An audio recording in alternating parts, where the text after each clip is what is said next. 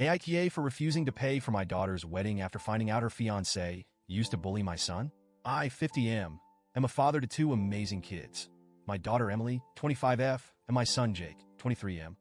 They've always been the light of my life, and despite their differences in personality, they've both grown into people I'm incredibly proud of. Emily has always been outgoing, confident, and headstrong. Jake, on the other hand, is more reserved and introspective. He's kind, sensitive, and one of the most empathetic people I know. Jake came out as gay when he was in high school. I'll never forget that evening. He sat my wife and me down, tears in his eyes, and told us the truth about who he was. We were so proud of him, but there was fear too, not because of anything about Jake himself, but because we knew how cruel the world could be. And unfortunately, our fears weren't unfounded. High school became a nightmare for Jake after he came out. The bullying wasn't just casual teasing, it was vicious. Name-calling, social exclusion, physical intimidation. My wife and I did everything we could. We spoke to the school administration, who were largely useless, encouraged Jake to speak to a counselor, and tried to create the safest, most loving home environment possible. But despite our efforts, there were nights I found Jake crying in his room. There were days he begged me not to make him go back to school. He became withdrawn and anxious, and the spark he'd once had dimmed. Those years were some of the hardest for our family. Eventually, Jake graduated, got into a good college, and started to heal. Today, he's doing so much better. He's in a loving relationship, has a great group of friends, and seems genuinely happy. But those scars? They're still there. They don't just disappear. Emily has been dating her fiancé, Mark, 27M, for about 2 years now. Honestly, I hadn't met him until last month because they live out of state and schedules just never aligned. But Emily was always gushing about him. How kind he is, how well he treats her, and how excited she was to spend her life with him. When Emily and Mark finally came to visit us for dinner, I was ready to welcome him with open arms. But the moment Mark walked through the door, I froze. His face was instantly recognizable to me. He was one of them, one of the boys who made my son's life a living hell. At first, I tried to keep my composure. People change, right? Maybe I was wrong. Maybe this was just some bizarre coincidence. I stayed polite throughout the dinner, but the pit in my stomach wouldn't go away. Later that night, when Emily and Mark had gone to their hotel, I sat down with Jake and asked him directly. "Jake," I said, "Mark, was he one of the guys from high schools?" Jake went quiet. He looked down at his hands, sighed deeply, and then nodded. "Yeah, Dad. He was." He told me that Mark wasn't the worst of the bullies, but he was still an active participant. He laughed at the cruel jokes. He spread the rumors. He stood by and let worse things happen without intervening. Jake then said something that broke my heart. "But Dad, it's okay.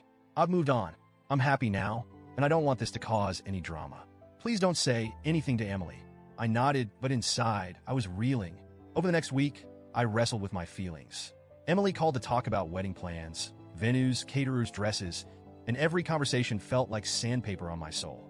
How could I, in good conscience, financially support a wedding that would make Mark an official part of our family? Finally, I couldn't keep it in anymore. I sat Emily down over a phone call and told her the truth. I said I recognized Mark from Jake's high school days and that I knew about his involvement in the bullying. I told her that while I love her and want her to be happy, I can't bring myself to contribute financially to a wedding that includes someone who caused our family so much pain. Emily was stunned silent at first. Then the anger came. "Dad, that was years ago. People grow up. People change. He's not that person anymore."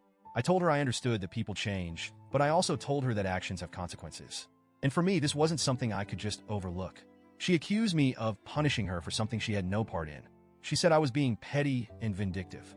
I stayed calm and told her that she was still welcome to get married to Mark, and I'd still attend the wedding if invited. But I wouldn't be paying for it.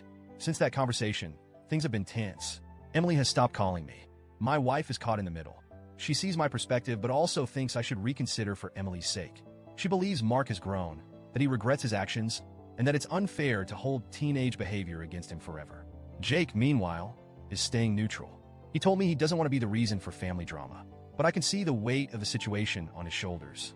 He's retreating into himself again, trying to disappear from the tension. Emily sent me a long text last week. She said she felt betrayed by me, that she thought I'd always support her happiness, and now I'm making her wedding about Jake. She said Mark has expressed deep regret for his actions in high school, and that he's worked hard to become a better man. I didn't reply because, honestly, I don't know what to say. I love Emily. I really do. And I believe her when she says Mark has changed. But there's a part of me that can't get past the image of Jake crying in his room, begging not to go back to school. There's a part of me that feels like funding this wedding would be turning my back on my son and the pain he endured. At the same time, I'm terrified that I'm pushing Emily away. I'm scared that this will leave a permanent scar on our relationship and that I'll regret my decision for the rest of my life. I feel like I'm being asked to choose between my two children, and no matter what I do, someone is going to end up hurt. I've been avoiding Emily's calls lately because I just don't have an answer for her. My wife is urging me to reconsider, but she's also said she'll support whatever decision I make. Jake keeps saying he's fine, but I know he isn't. I keep coming back to the same question. Am I doing the right thing? Or am I just letting old wounds fester and refusing to let go of the past? Reddit, AITA?